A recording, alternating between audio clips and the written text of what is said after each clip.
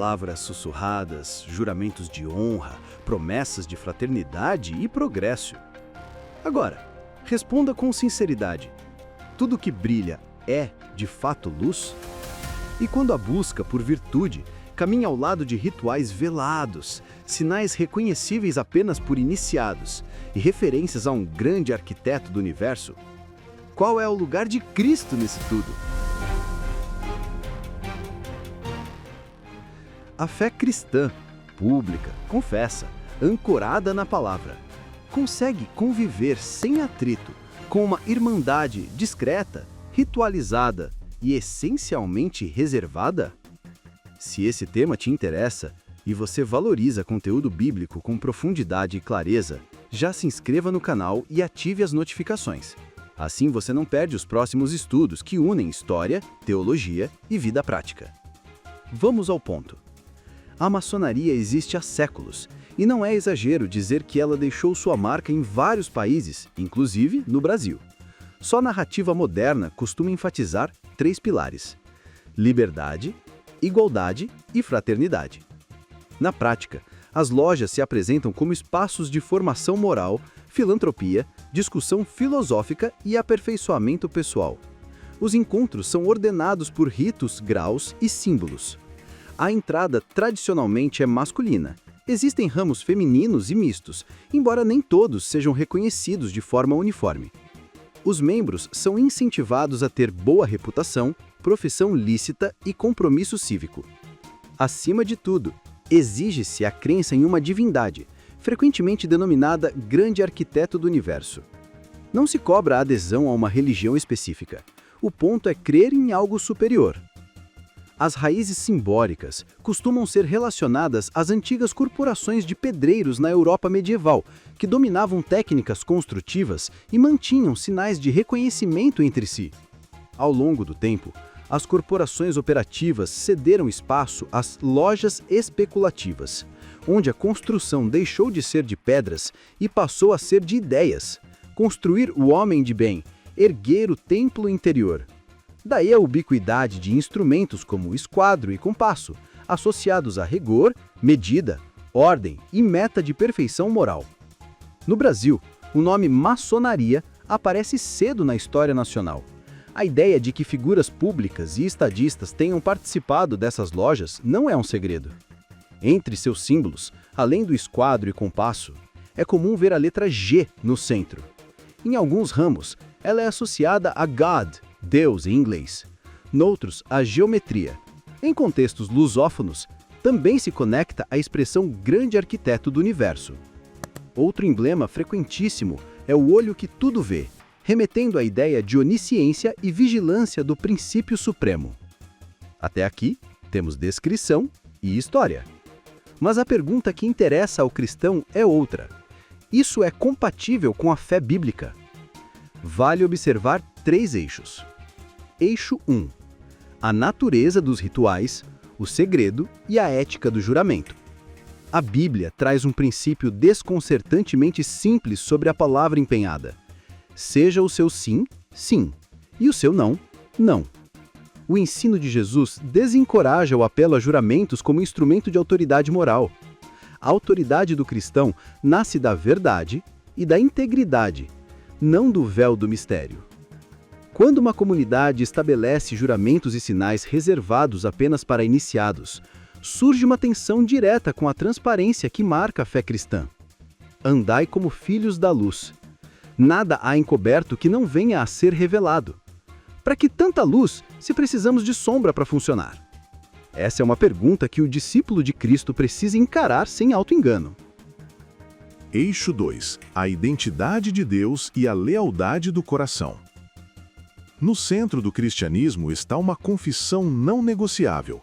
Jesus Cristo é Senhor, não um entre muitos, não uma ideia nobre entre símbolos intercambiáveis, mas o Filho encarnado, crucificado e ressurreto, o único mediador entre Deus e os homens.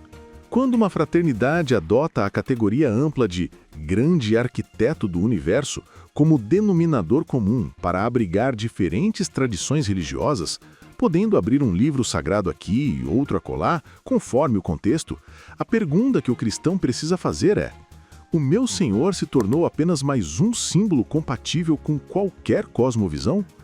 A cruz, que fere o orgulho humano e exige arrependimento, foi diluída em uma ética respeitável e, por isso mesmo, domesticada? Eixo 3. Graça, obras e a tentação do mérito. Grande parte da narrativa maçônica enfatiza aperfeiçoamento moral, virtudes, filantropia e elevação do indivíduo. O cristianismo bíblico também chama à santidade, ao amor ao próximo, à justiça e à misericórdia. A diferença é crucial. Para o Evangelho, santidade não é escada de mérito, é fruto da graça. A obediência não compra a salvação, é resposta a um resgate que já nos alcançou em Cristo. Tudo o que sugere autossalvação por acúmulo de virtudes ou participação em graus iniciáticos colide com a doutrina da graça. É dom, não por obras, para que ninguém se glorie. A filantropia é bela, necessária e bíblica, mas jamais substitui o arrependimento, a fé e a confissão pública de Jesus. Até aqui tratamos de princípios. E quanto às igrejas, ao longo da história? Vale um panorama honesto.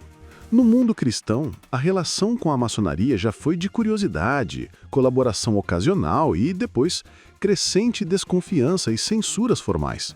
Em certos períodos, líderes cristãos reconheceram valores cívicos e filantrópicos das lojas.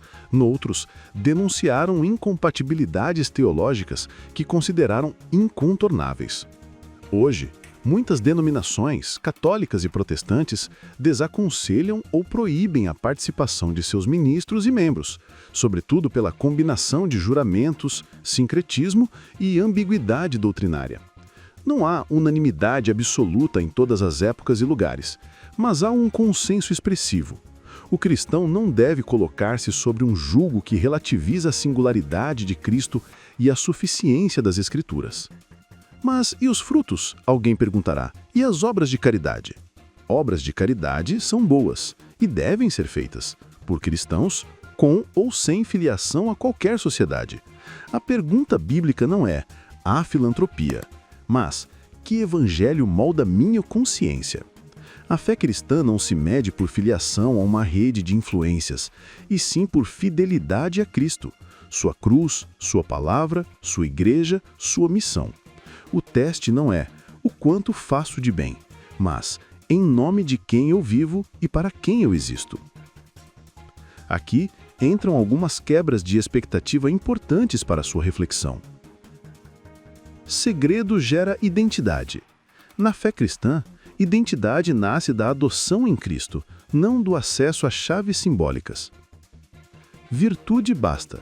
Virtude é bela, mas sem Cristo pode se tornar vanglória ou moralismo. Pluralidade resolve o conflito. A convivência respeitosa é cristã. A equiparação de deuses e credos não. O amor ao próximo não exige renunciar à verdade revelada. Talvez você esteja assistindo a este vídeo porque recebeu um convite, ou porque um amigo de boa índole te disse: é só um espaço para fazer o bem e se aprimorar. Como responder? Aqui vão 3 perguntas práticas para orientar sua consciência diante de Deus. 1. Quem reina de fato no meu coração? Se a resposta é Cristo, qualquer pacto que relativize sua exclusividade precisa ser recusado.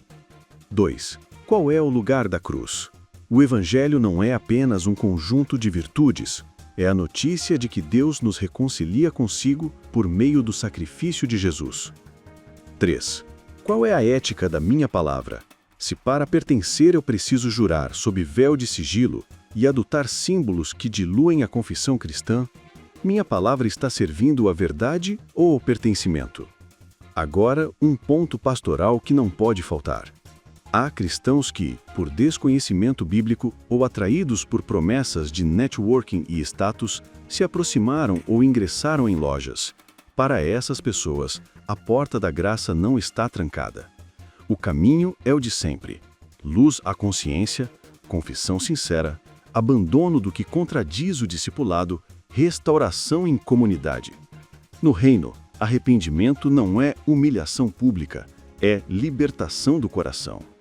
Você pode estar pensando, mas por que tantas pessoas inteligentes e éticas se interessam por isso? Porque a humanidade ama narrativas de sentido, ordem, pertencimento e símbolos que pareçam traduzir a arquitetura secreta do mundo. O cristianismo não despreza a beleza dos símbolos, ele os redime, colocando-os sob a cruz. Onde há sedução pelo mistério em si, a fé bíblica responde: o maior mistério já foi revelado. Deus feito carne, entre nós. Algumas curiosidades e dados de contexto ajudam a fechar a lente.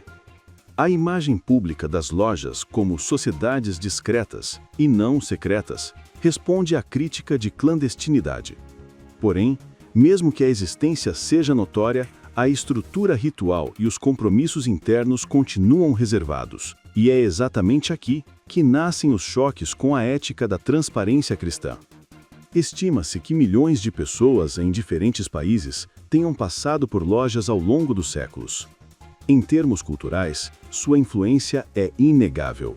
Em termos espirituais, a pergunta não é quanta influência, mas qual é a direção dessa influência?